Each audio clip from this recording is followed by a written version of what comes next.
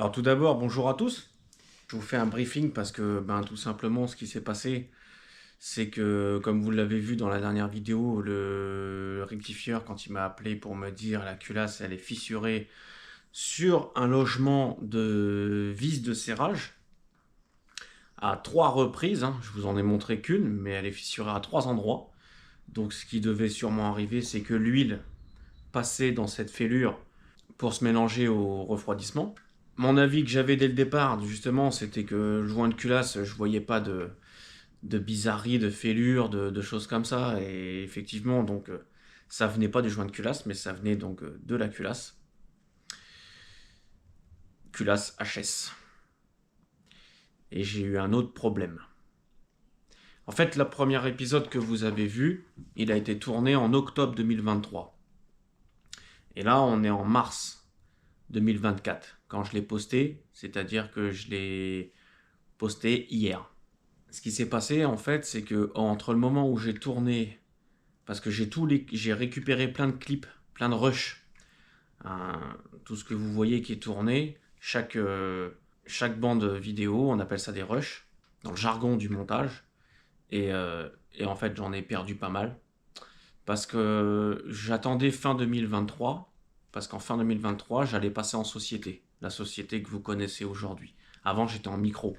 Donc du coup, j'attendais de faire tous mes investissements matériels début d'année 2024. D'où le nouveau PC qui est arrivé pour faire le montage vidéo, que vous voyez. Et j'avais stocké tous mes rushs dans un vieux PC portable. Et en voulant copier tout ce qui s'est passé sur la voiture, en transférant tout à la maison, du portable au PC, il y a des dossiers qui ont foiré. Et éventuellement, vous allez me dire, fallait recommencer si c'était une copie. Non, parce que c'était une coupe et pas une copie. Donc j'ai perdu des rushs. Donc voilà, je vais essayer de vous faire un montage avec tout ce qui me reste de rush, parce que le client a changé de projet. Quand il a su que la culasse était morte, il m'a dit tu refais le moteur. Alors tu vas me dire, je viens de te dire que c'était en octobre, là on est au mois de mars, et la voiture elle est toujours là. La voiture va très bien. Elle est en pleine forme. J'ai fait quasi 500 bornes avec. Elle va super bien. C'est juste que le client a eu un petit souci de financement. Et moi je rends les voitures quand les factures sont réglées. Comme tout le monde. Mais là, je vous dis ça, on est le 28 mars, jeudi 28 mars, au moment où je tourne, et il vient la chercher samedi. Donc, c'est enfin réglé cette histoire. Donc, c'est pas gênant, mais c'était juste long et chiant. Mais c'est enfin réglé. Par contre, le client m'a demandé de lui refaire un moteur neuf. Donc, vous allez voir le moteur avec la segmentation neuve, les coussinets neufs, la culasse neuve, vendue complète avec les arbres à cam, soupape et tout, donc juste à poser. Vous m'en direz des nouvelles. Chez Streetcar, on refait des moteurs complets et on répare. On remplace pas. Sauf quand c'est pété en deux. Voilà le briefing. Je vous laisse sur la mécanique.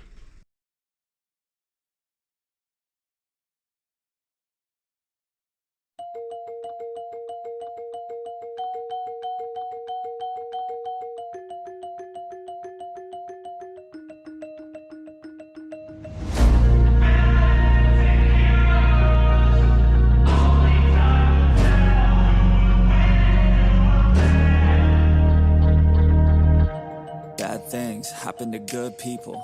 None of us were ever really born equal. Only one life, there ain't no sequel. Some people live, others stay fearful. This world ain't never been peaceful.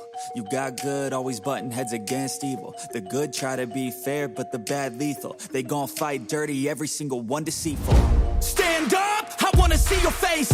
Get your chin up like you belong in this place. We gon' train like you've never trained before. You're going up against something that you can't ignore.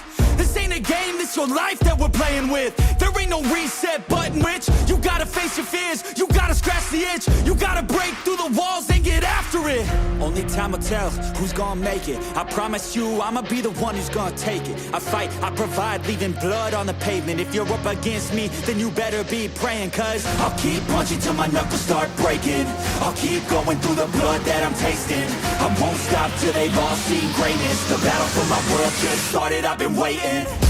Villains and heroes, only time will tell who will win and who will fail. Villains and heroes, no there ain't no one else. Pick a side by yourself. I got this, there ain't no going back. Leave it all on the battlefield, push the attack. You can't stop me, I'm obsessive. A lot of people think that I come off aggressive, but I'm just passionate. Why aren't you? Ain't nobody care if you got nothing to lose. You gotta put yourself on the line, make moves. Otherwise you'll be a sheep with the lions watching you. Only time will tell who's gonna make it. I promise you I'ma be the one who's gonna take it. I fight, I provide, leaving blood on the pavement. If you're up against me, then you better be praying, cause I'll keep punching till my knuckles start breaking. Alors, une petite précision. Beaucoup de gens mettent de l'huile ici, sur le palier de vilebrequin. Mais ils mettent l'huile avant de mettre le coussinet. C'est-à-dire qu'ils lubrifient cette cavité et après ils mettent le coussinet en place. Et moi, ça je veux pas. Pourquoi ? Les coussinets de vilebrequin ou de bielle, hein, quand tu les mets sur la bielle c'est pareil, je reviendrai dessus.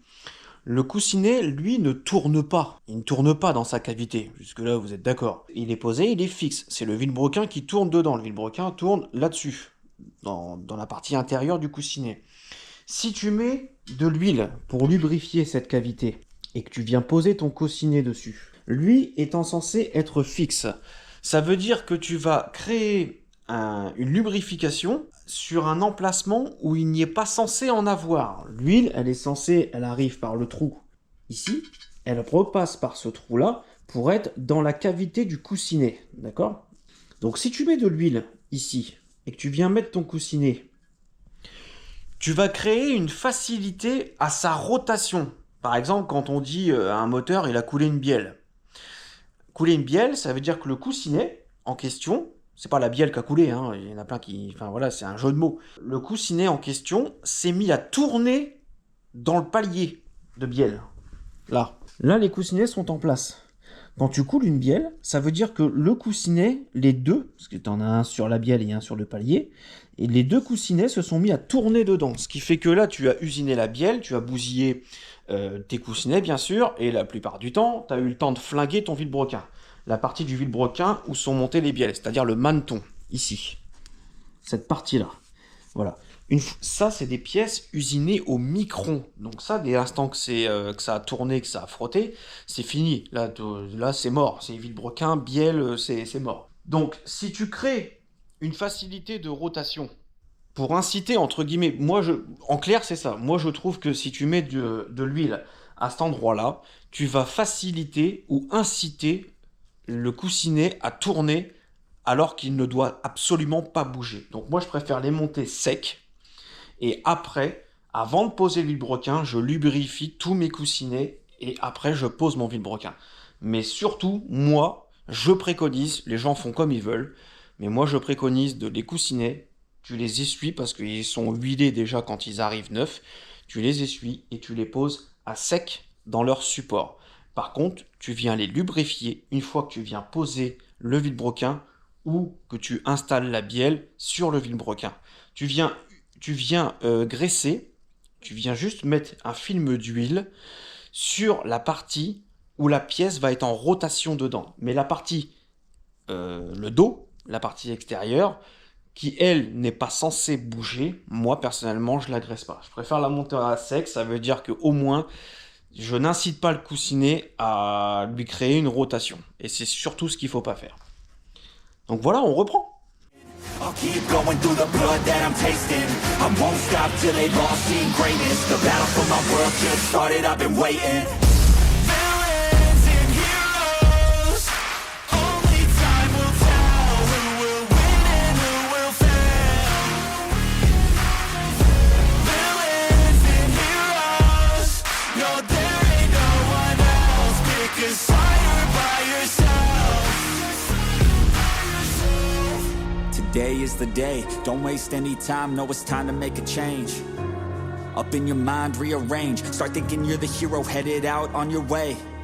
There's gonna be good times and bad times, that's alright, just stay on the line. Cause in life we all got a different mission, but the good guy always wins, that's a given. If you stay committed, you stay driven, you'll be looking down the barrel of completing your mission. Ignition, light the flame, get the fire and you listen. Take these words deep, cause this is real, ain't no fiction. You don't need drugs, help, any prescription, just persistence and energy can win any competition. So keep fighting, facing any opposition, and be the hero in a story you yourself have written. Villains and heroes, only time will tell who will win and who will fail. Villains and heroes, no, there ain't no one else. Pick a side by yourself.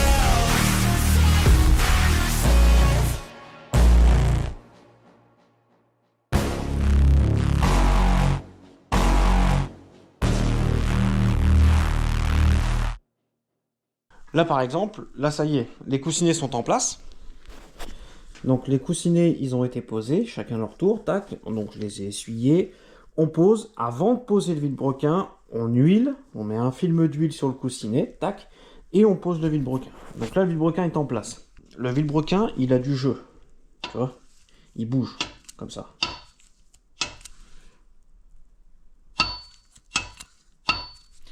Là, à cet endroit-là, on a des cales latérales.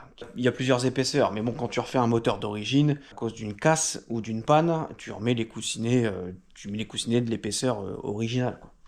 Alors, les cales, c'est quoi? C'est juste des demi-lunes de ce genre. C'est des demi-lunes comme ça, qui se mettent en latéral du vilebrequin. On a un côté de la demi-lune qui est plat, et de l'autre côté, on a deux cavités. Ces deux cavités-là, ça sert au refroidissement et à la lubrification. L'huile, dans un moteur, ne sert pas qu'à lubrifier. Il a aussi un pouvoir refroidissant sur les pièces en mouvement qui produisent énormément de chaleur.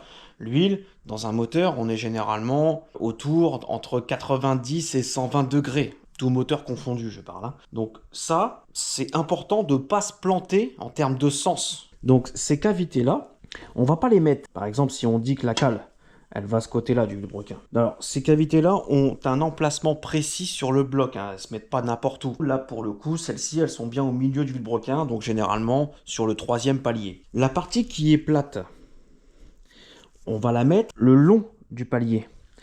Les deux cavités qui sont ici, eux, vont être le long du vilebrequin, donc vers le vilebrequin. Vous voyez ce que je veux dire? Elles vont être comme ça. Parce qu'encore une fois, on s'en fout de huiler la partie qui va être contre le bloc. Elle ne bouge pas, elle est fixe. Donc ça, on s'en fout. Ce qu'on veut, nous, c'est pouvoir huiler le vilebrequin. Le vilebrequin va frotter le long de cette partie-là. Donc cette partie-là, il faut absolument qu'elle soit huilée. Et ces cavités-là permettent à l'huile, justement, de pouvoir circuler. Donc ça, on va toujours mettre ces cales-là côté vilebrequin. Voilà. Là, elles vont aller ici.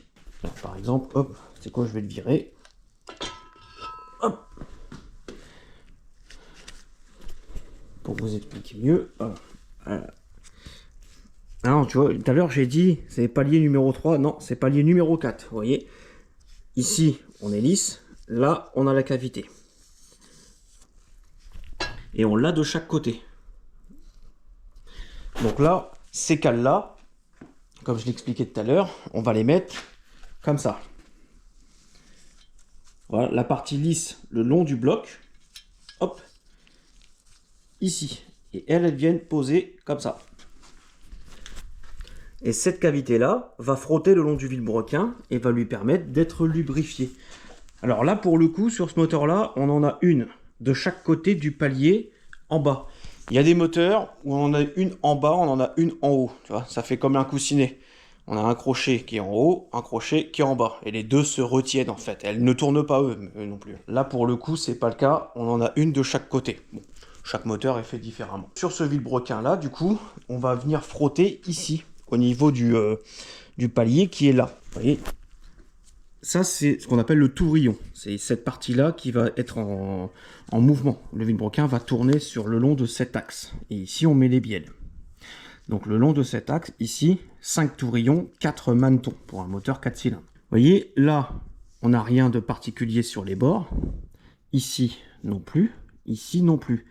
Mais ici, vous voyez que la surface est plus grande. Et cette partie-là, voilà, on a la cale d'épaisseur qui va venir se mettre sur le bloc et le fluide qui va venir permettre de lubrifier cette partie-là. Le fluide va également compenser le jeu qui reste. C'est-à-dire que le jeu, l'épaisseur de la cale, ça a une certaine particularité. Si cette cale est d'une certaine épaisseur, c'est justement pour une certaine raison. C'est l'huile, avec l'épaisseur de l'huile, qui va compenser le jeu qui manque. Et après, le vilebrequin ne va plus du tout bouger. Mais c'est l'huile qui va faire le comble, si je puis dire, du peu de jeu qui reste. Alors, on parle de jeu de... Je sais même pas s'il y a 10 centièmes, hein, c'est vraiment minime. Tout ça pour vous dire que dans un moteur, quand on vous dit votre moteur, c'est de la 530, c'est de la 540, c'est de la 1040, c'est de la 530 C2, c'est quoi que ce soit, il y a une norme, il y a un grade d'huile préconisé par le constructeur, vous mettez l'huile qu'il faut. Faut pas chercher à dire, il y a de la 530 dans mon moteur, moi je mets du pas cher, je mets de la 1040. Non, la 1040 va pas combler exactement pareil les jeux nécessaires au fonctionnement, va pas circuler de la même façon, va pas lubrifier de la même façon, va pas refroidir de la même façon. Il faut comprendre que si le constructeur t'a préconisé ça, c'est pour le bien du véhicule, c'est pas uniquement pour te faire chier. Enfin, tu vois ce que je veux dire? Genre des gens, ouais, mais cette huile-là, elle est chère. Ouais, mais désolé, t'as acheté cette voiture-là, t'as acheté cette voiture-là, t'as tel moteur, c'est telle huile qui va dedans, c'est préconisé, c'est ce qu'il faut mettre. Demain, il y a une casse moteur à cause d'une huile qui a été mise, qui n'a pas été la bonne. Si toi t'as fait ta vidange tout seul et puis que t'as mis de l'huile de merde, bah ta bagnole elle est morte et puis c'est fini quoi. Mais respecter le grade constructeur, c'est vraiment important quoi.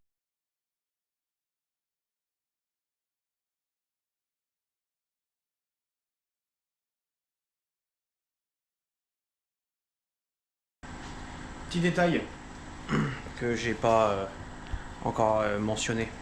Ça c'est les vis de palier de vilebrequin qui vont au milieu. D'accord? Toutes les vis dans un moteur, vis vilebrequin, vis de bielle, vis de culasse surtout aussi, on lubrifie. On en met sur la tige de la vis, un petit peu, hein, envie de pas la burette dessus, et sur la rondelle. On met la vis en place, toute vis serrée au couple, comme ça. On met de l'huile sur la tête et sur la tige. Ça permet d'avoir, quand tu serres à la dynamo ou quand tu fais ton angle de serrage, ça permet d'avoir un bon serrage bien précis. La vis ne bloque pas, elle ne met pas d'à-coup, et tu as un serrage qui est très efficace.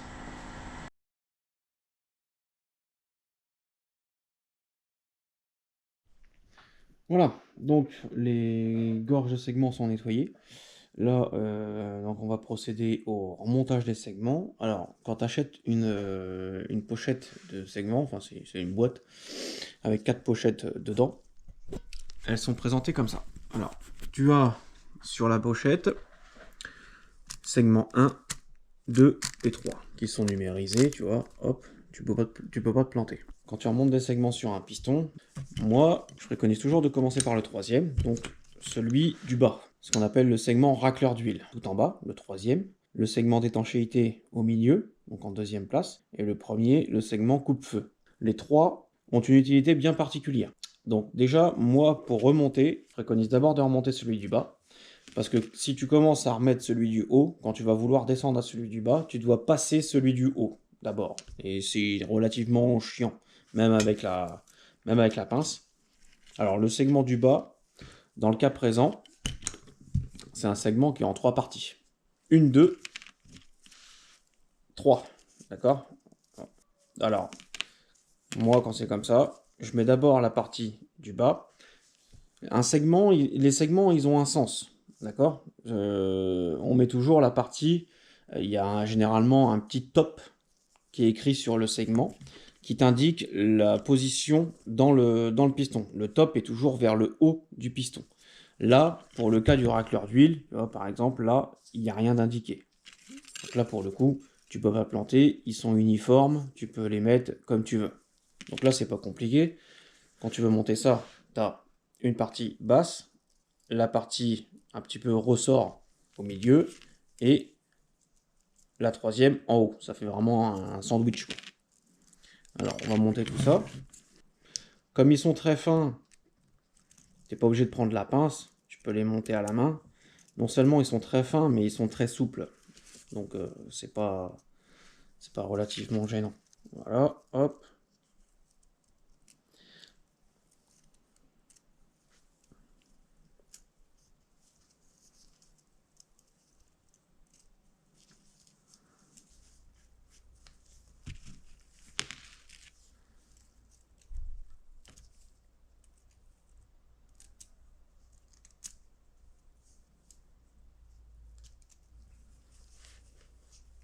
Voilà. Donc lui, comme tu peux le voir, il est en place. Ensuite, le segment numéro 2. Tu vois, segment numéro 2, donc segment d'étanchéité. Hop, comme je te l'ai dit tout à l'heure, je sais pas si tu le vois, tu as un petit top. Tu vois, tu as un petit top qui est dessus. Hop, ça, c'est vers le haut. Donc vers le haut du piston. On va prendre la pince.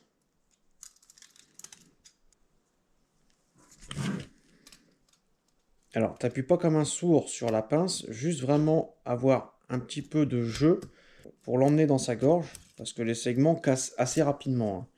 Ça casse quand même assez vite. C'est très fin et très élastique, mais ça pète quand même assez vite.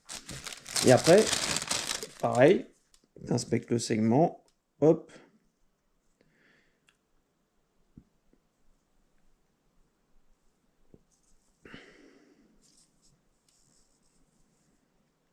Celui-ci n'a pas de sens. Quand ça n'a pas de sens, moi, je préfère quand même le mettre dans le sens qu'il était dans sa pochette. Donc moi, je le sors, je le mets dans le même sens, pareil, vers le haut. Mais sinon, tu peux le mettre comme tu veux. Hein. Moi, c'est par habitude. Donc pareil, hop, dans la pince. On le met, hop. Donc pareil, on n'appuie pas fort, on écarte juste pour faire passer la pince. Voilà. Et on relâche. On vient glisser dans sa gorge. Il y en a qui les mettent à la main. Moi, avant, je les mettais à la main. J'ai acheté l'outil parce que c'était un coffret complet, mais ça se met très bien à la main. Alors voilà la chose sur laquelle je voulais parler. Sur le piston, voilà. Sur le piston, tu vois, quand tu mets le segment, après, il te reste une gorge comme ça. Au niveau de mon doigt, là, tu as une ouverture. Tu l'as aussi sur le deuxième. Sur le troisième, tu ne l'as pas. Mais tu as également une partie ouverte, donc tu sais que tu as une gorge quelque part. Ça, par exemple, là, la deuxième, elle est là. La troisième, enfin, la première, voilà. Ça, si jamais tu les mets comme ça, et que quand tu vas appuyer, tu vas les rentrer dans le cylindre comme ça, si jamais tu fais ça, tu n'auras jamais de compression moteur. Donc ton moteur, il aura non seulement aucune puissance, aucune compression, et je ne sais même pas s'il va démarrer. Pourquoi? Parce qu'une fois qu'il va être serré, même si ça se rapproche fortement, hein, tu vois, ça se rapproche fortement, voire presque se toucher, ton piston, il va translacer comme ça dans ton cylindre. Ta compression, elle va se faire ici, et ta combustion, elle va se faire sur la tête du piston. Si jamais tu fais ça, ta compression, elle va descendre par là, elle va se barrer dans le bas moteur, et tu n'auras aucune compression moteur. C'est ce qu'on appelle le tierçage des segments.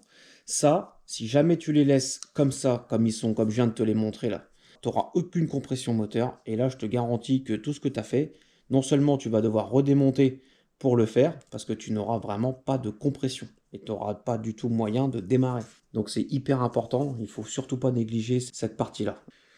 Donc là, quand c'est comme ça, on fait ce qu'on appelle le tierçage.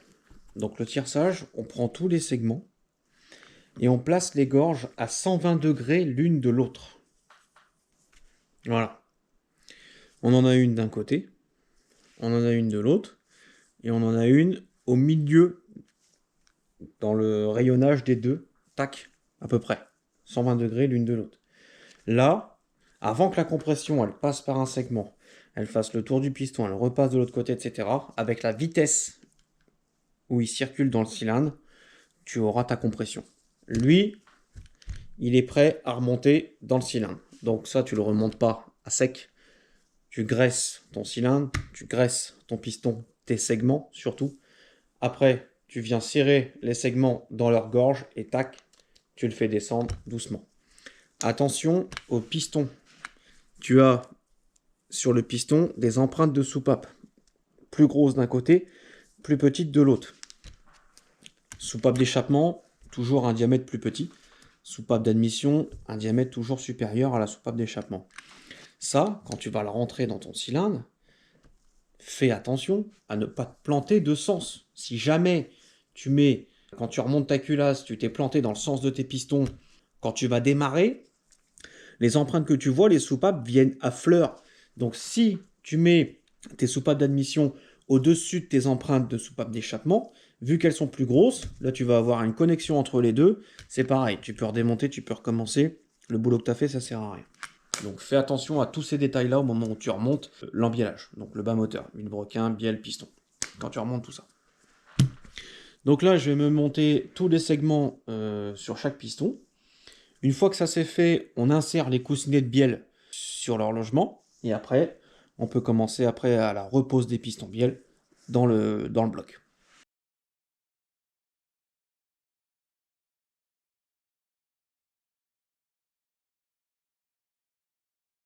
Voilà, donc là on a nos 4 bielles avec nos jeux de segments montés et tiercés.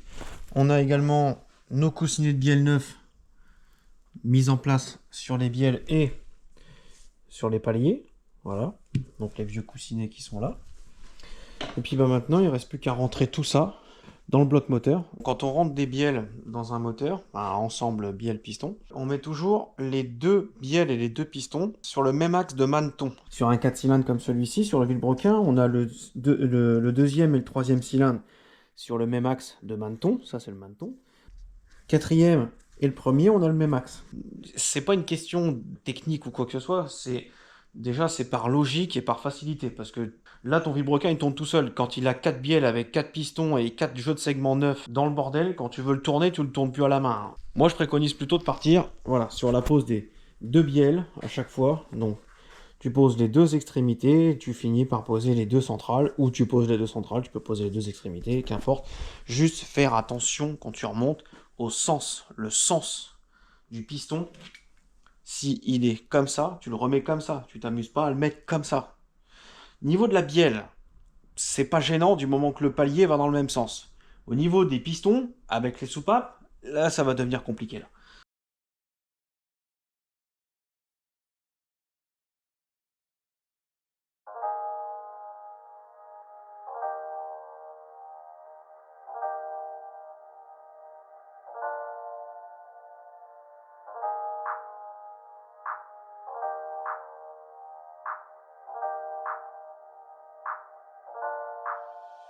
I open up my eyes to the world, I open up my mind to it now. I open up my heart to a girl, and hope she doesn't tear it all down. And like a little strand of her hair, a piece of fur will always be found on my pillow in the shirts that I wear. Her laugh was always my favorite sound. You know I always loved all the ways you made me feel. There's nothing that compares, every day it felt so real. I couldn't get enough, you're the one whose time I'd steal. You showed me how to love, how to open up and deal, yeah. You used to call my place home, cause we never felt alone. You're the only one I want, that's the only thing I know. You used to call my place home, cause we never felt alone. You're the only one I want, that's the only thing I know. Sometimes I don't wanna wake up, I stay in bed for the day, yeah. I think about where you lay, yeah, and the nights that we stay, yeah. All the things that you say to me, all the times that you come over to stay with me, all the problems that you said were okay with me, all the problems that you had went away with me. And when I'm feeling down and I'm out, I think about the words out your mouth. You always said that we'd be okay, that we could make it another day. Well, tell me, baby, how'd that work out? I feel like I lost you in a crowd, and now I never hear from you now. I feel like we just let ourselves down. You used to call my place home, cause we never felt alone. You're the only one I want, that's the used to call my place home, 'cause we never felt alone. You're the only one I want, that's the only thing I know. Et puis ben voilà, là maintenant on a donc toute la partie embiellage. Embiellage, quand on parle d'embiellage, terme technique, vilebrequin, bielle, piston, dans le bloc. Maintenant on va pouvoir se taper la pompe à huile. Donc elle, avec la chaîne de pompe à huile qui elle est entraînée via un pignon par le vilebrequin. Quand tu refais un moteur comme ça, toutes les chaînes, distribution, la chaîne de pompe à huile, etc. Change-la, ça coûte pas une fortune. La chaîne de pompe à huile, c'est pas une blinde, hein, ça doit être 40 balles. Change-la. Elle est aussi fragile que la chaîne de distribution, parce qu'elle est à peu près la même configuration et la même conception, sauf qu'elle est plus petite. Mais ça coûte pas bien cher. Tu la détends, tu l'as démontée, ça reste de la ferraille. Remplace-la, c'est pas ça qui va te ruiner. Donc voilà. Ça, pareil, elle va venir se positionner ici. On a le capteur ici de la pompe à huile qui, lui, passe par le palier de vilebrequin. On a la tôle, on a la protection, petite protection en plastique de lubrification sur le pignon de la chaîne, qu'on viendra mettre, bien sûr, à la fin. Et puis ben après, tu connais, hein, carter d'huile, plan de joint, on remonte le tout et c'est parti. Donc ben voilà, on va repartir là-dessus. Allez, c'est parti.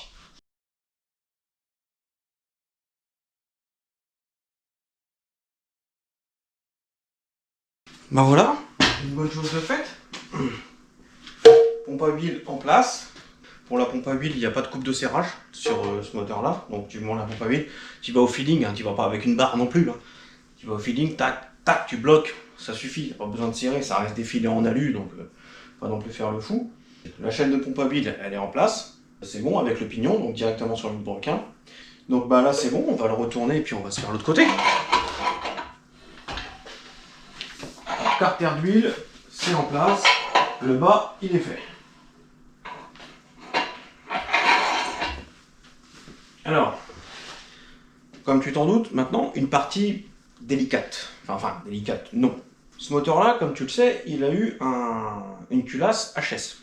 Ok, donc, on va poser une culasse neuve. Qui coûte une couille hein, pour un moteur comme ça, mine de rien, parce que la particularité de cette culasse, chose que j'ai appris à mes dépens avec le client d'ailleurs, c'est qu'elle n'est vendue que complète. Ça reste une belle pièce, donc je vais te la montrer. Elle est vendue telle qu'elle est là. Tu la sors du carton, elle est comme ça.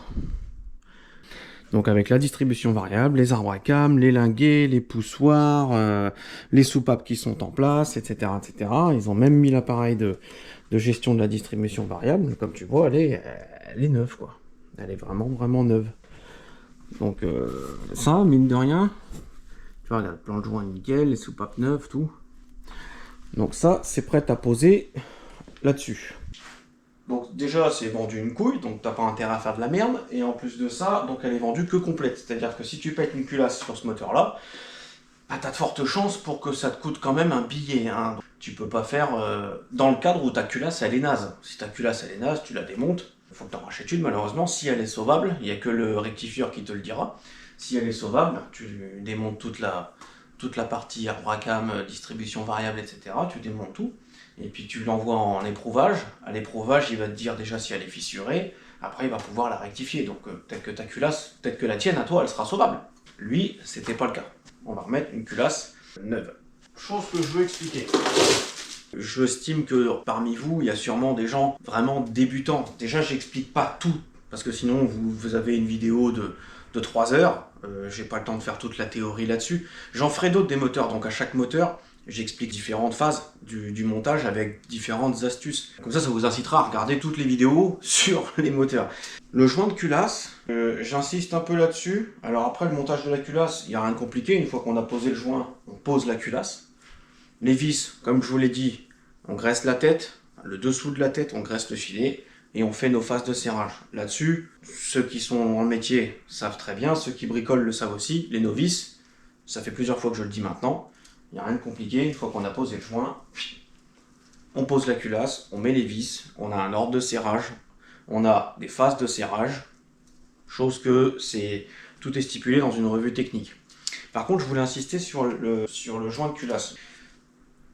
suivant certains moteurs, et même quasi tous, il peut avoir un sens. Il y a moyen vraiment de faire des fois l'erreur. Parce que là, le joint de culasse, par exemple. Là, dans le cas précis, tu vois, je le pose en place. Je vais vous montrer de plus près. Là, dans le cas précis, tu vois, dans le sens où je l'ai mis, il peut pas aller. Là, tu vois, les canalisations, ça va pas. Là, il déborde du plan de joint. Tu vois, même si on est en face des trous au niveau des vis de culasse, tu vois bien que là, il est censé y avoir une cavité, elle est censée être là. Donc, dans ce cas précis, tu peux pas vraiment te planter. Tu vois, là, je vais prendre le joint, j'y fais demi-tour. Voilà. Hop. Voilà. Là, tu vois qu'il est en place au niveau des cavités. Ça, c'est les cavités d'huile. Les vis de culasse, très important. Les chambres d'eau, ils sont ici. Tu vois, ça, c'est toutes les canalisations d'eau. Tu vois, qui arrivent là. Hop, ça descend. Et on a quoi de l'autre côté? La pompe à eau. Donc, il ne faut pas vraiment te planter. Voilà. On le met en place. Dans ce cas précis, tu vois là, la partie eau, donc il faut qu'elle soit bien étanche. Donc une fois que c'est serré, on a un passage ici qui va dans la culasse, et cette partie-là, elle est vraiment bien étanche. La partie distribution, rien de particulier. Les vis de culasse, toutes les cavités d'eau, les cavités d'huile, etc. Donc là, dans ce cas précis, tu peux pas te planter.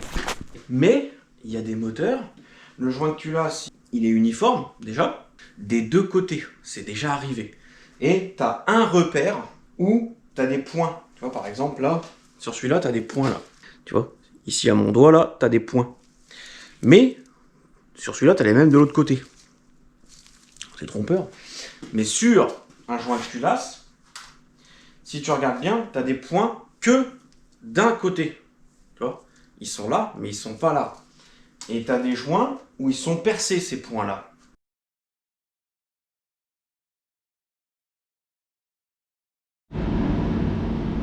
Alors, culasse en place, j'ai mis toutes les vis.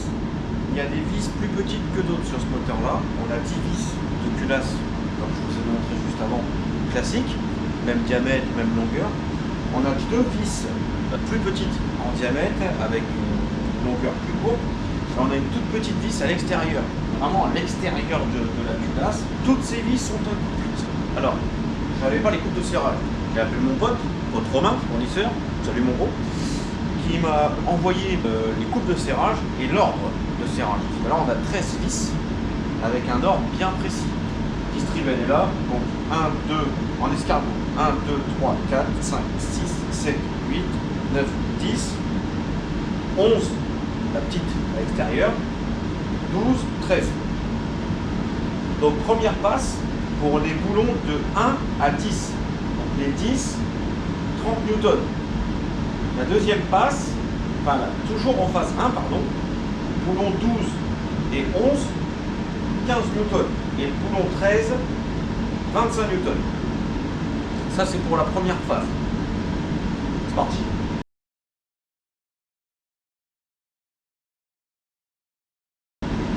Voilà. Donc on a la première phase de faite. Deuxième phase, 90 degrés, les boulons de 1 à 12 et 30 degrés après. Donc déjà 90 degrés, tous ces boulons-là, sans celui-ci.